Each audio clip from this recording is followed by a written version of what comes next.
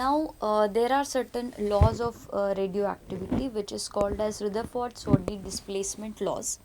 According to this laws, we are going to recognize if there is alpha decay, beta decay, or the gamma decay, right? So we will see them one by one. What happens to the nuclei when it undergoes alpha decay, or the beta decay, or the gamma decay? We call the original nuclei as the parent nuclei, and the nuclei which is formed after the decay as daughter nuclei. So let us see. Okay, so during the alpha decay, daughter element always occupies two positions below the parent in the periodic table. The mass number of daughter nucleus was 4 units smaller than that of the parent nucleus. Okay, let us see how this process takes place. Like here you can see this X is the parent nuclei with mass number B and atomic number A, right? So if alpha particles are emitted in the radiation, alpha particle means it's helium with 4 mass number and 2 as atomic number, right? This way. So you can balance this. The left hand side should be balanced with the right hand side. As you can see, if I need to balance the right hand side with the left hand side, I need to subtract the 4 from the mass number and I need to subtract 2 from atomic number. That's what I did, right? So as it is the parent nuclei and it is daughter,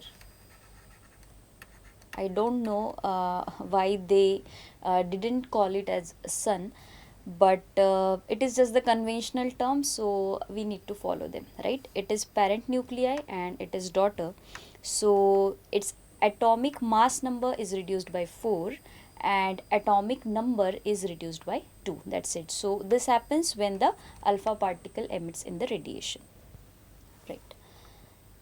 Then what about beta particle radiation? So here, during beta decay, the daughter nucleus had the same mass number as the parent, while its atomic number was greater than that of parent by 1. Let us see how.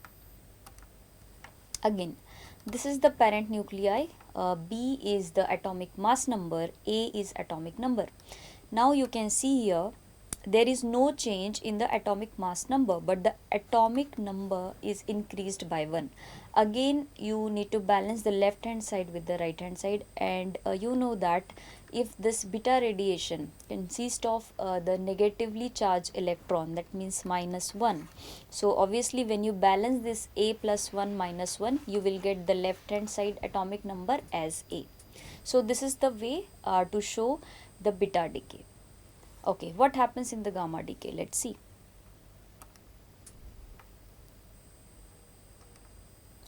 So gamma emission didn't result in a change of atomic number or mass number, right? There is no change. Okay.